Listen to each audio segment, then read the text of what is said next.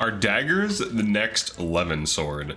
So I'm doing a thief only run right now, and I have been finding that spamming thieves is actually pretty decent. And I know what you're thinking. Well, what about armors? Well, armors don't matter because you can always use Allur's true damage, and poison also is true damage. So as long as you get enough stacks of poison on an armor, all of your thieves can at least deal 5 damage. And if they're standing next to Allur, they can all at least deal 8 damage, also known as 16 damage, because they all double the armors. So surprisingly, armors haven't been a problem, at least not yet. Now this is still middle game, we're not like to the end game yet, but I do have some ideas as to how to further increase damage, and I'm sure most people already know what they are, but until we actually get there, I'm not going to reveal them. So what's up with Daggers? Are they really this good? Say the word. Alright, so they one round most things. Now this is early game still, so it's not hard to one round these things. But even against this armor, Chloe's dealing a little bit of damage. And this is with Ike, bond level 5. Once she gets Ike bond level 20, she'll be plus 4 damage from the strength increase. And then also she'll get strength plus 6. So she'll be like one of my main units. Now Thief is a little bit weaker than Wolf Knight by 1 point of strength, and it has the same speed and build. However, it does have the advantage of getting the avoid tile bonuses, so it does kind of act as like a tank. So unlike Wolf Knight, which needs external tanking or blatant dodge stacking, like avoid stacking from things like Micaiah engraving, Lucina engraving, and so on, the Thief can just hop on a tile and just start tanking, which is kind of nice actually. Like basically every unit has 1 to 2 range, they have a debuff, they double everything without speed plus. Like most of these don't even have passives, and we're like easily beating these maps with reduced team size too.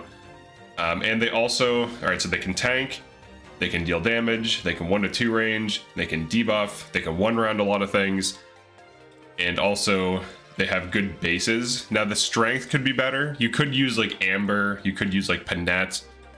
Panette Thief starts off with 17 speed and 17 strength, which is pretty decent for a thief. Most thieves have like 10 to 14 strength.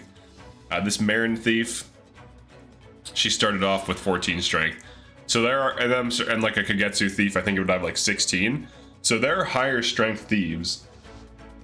So if you don't want to use like a Chloe, I'm just using Chloe and Fram for the avoid stacking with Allur, because they all give each other avoid.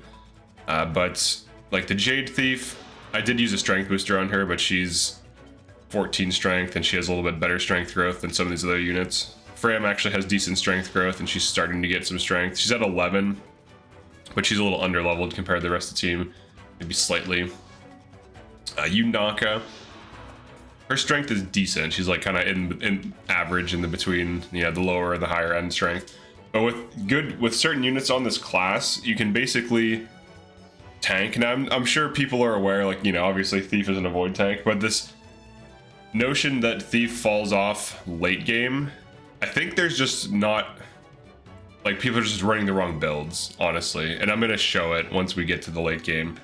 But Thief seems to be able to deal consistent damage, and it seems to be really fast. It has the tanking, it has pretty much everything you want just by existing, just by virtue of how covert works. So as long as you fix its damage, it will be fast enough to kill things. And the nice thing about it is every single one of these is a tank. So if I just throw Fram on this tile, she's 111 avoid. This guy is 115 hit. Let's check the hit rates on these. 115, 115, 120, 120. She can basically tank this entire side by herself, and they'll have like single-digit % chances to hit her just by her standing on this tile. And here's her damage, and she's one of the lower damage ones, and she's still rolling for crits too. She is like the lowest damage thief I have on my team right now, and she's still almost able to one round without passives and no emblem ring. That's pretty good, actually. That's pretty good. Now some of these are, they're base class enemies, they're not tough yet, sure, but as you level up, as you get speed, you should be getting up there. Now I do have a plan to boost the damage, so I'll show that once we get there, but for now I'll leave that to be a mystery. But like things like Ike, like +4 strength, plus, +6 strength from Roy's passive long term, that's +10 damage and attack. She's already one rounding this guy. which isn't really that hard to do. Some of these early enemies are pretty easy to one round, so keep that in mind. But with the right builds, this could be the next Levin sword, like Daggers. Because even like Marin Ike tank on Wolf? On Wolf? What is it? Wait, I just called it Wolf. Wolf Knight. It's like on Wolf. Marin on Wolf. No, Marin Ike on Wolf Knight with a Steel Dagger +5 with Ike or with Marth engraving. She was able to main tank, and she had like 40% crit, and she was consistently critting. 40%'s enough that if you're doubling, most of your counterattacks will crit, and she was pretty much killing everything but armors in a playthrough, so there's serious potential here. So like this Ike Chloe tank could be similar, right? It could do a similar thing where she goes for like the crits and stuff and leverages the wrath from Ike eventually once we do the Ike paralog. So there's a lot of potential for new builds here. Daggers are also virtually unbreakable. Like Levin sword, you can get broken by lances, and if you're not bonded shield, you can always get broken by lances. The dagger basically exists outside of the weapon triangle, and it can be broken by dudes that punch, but there are like very few things that actually punch you in this game. They're usually like behind all of the enemies. Like typically if there's a formation with enemy healers, the healers are far back. So like, yeah, like right here. So there's 2 healers that can punch, and they're like at the end of the map, or they're at the back of an enemy formation. So all of the other enemies attack you first, and then the healers that would punch. And they also prioritize chain guarding and healing over punching. So you're basically unbreakable. So what I'm saying is I think Wolf Knight and Thief might be the best classes in the game. Not the best classes, but they're at least S tier. I usually put Thief in like A tier, but I think it actually might be S tier. I think people just don't build it correctly, and the people that know how to build it correctly are like, oh yeah, just run these passes. But like even things like Roy gives you +8 strength, +6 by equipping, and at least +2 while engaged. So something to consider. But yeah, that's all for this one. Just wanted to point out how good daggers are. I just noticed this on chapter 13, how we're just like completely demolishing everything. And I was like, wow, this is like having a bunch of Levin swords. But the thing is, like, speed and weight isn't an issue. That's the issue with Levin swords. Very few units can leverage Bolganone and Levin sword because of the weight, and they usually get slowed down to like, you know, below 20 speed at this point in the game. So they're usually like minus like 3 to 4 speed. But with the dagger situation, all of the daggers, like the steel and the silver daggers, if you engrave them correctly, will be weightless. So this silver dagger has 5 weight. It has -1 weight for being +3, and it has -1 weight for being on Sigurd. So Alir has, I think, 5 build. So it's a weightless dagger. Does not slow Alir down at all. And same thing with Steel Dagger. Steel Dagger is so light, any unit, no matter what their build is, can wield it weightlessly. So it's pretty good. It might even be better than Levin Sword in some situations. And also, we're not even running passives yet. So like once we start damage fixing, I can imagine these really pop off. I am going to be leveraging some common damage fixing things, and I'm going to try some different things out.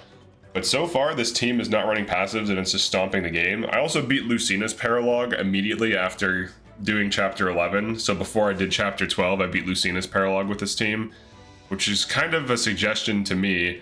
It's kind of like an indicator that this dagger thing, like dagger spam, is actually pretty good if used correctly. And there are 2 high armored things on that map too, and we were able to deal with them fairly easily.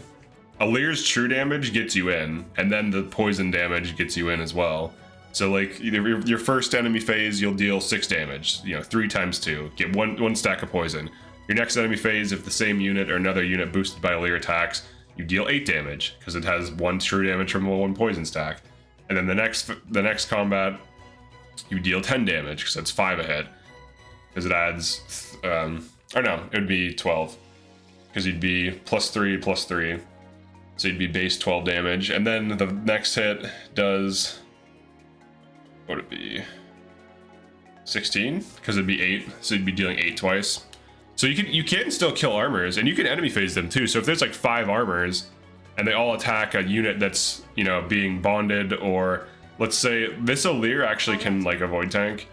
So if I just like chill out next to some A supports, I can enemy phase armors with true damage.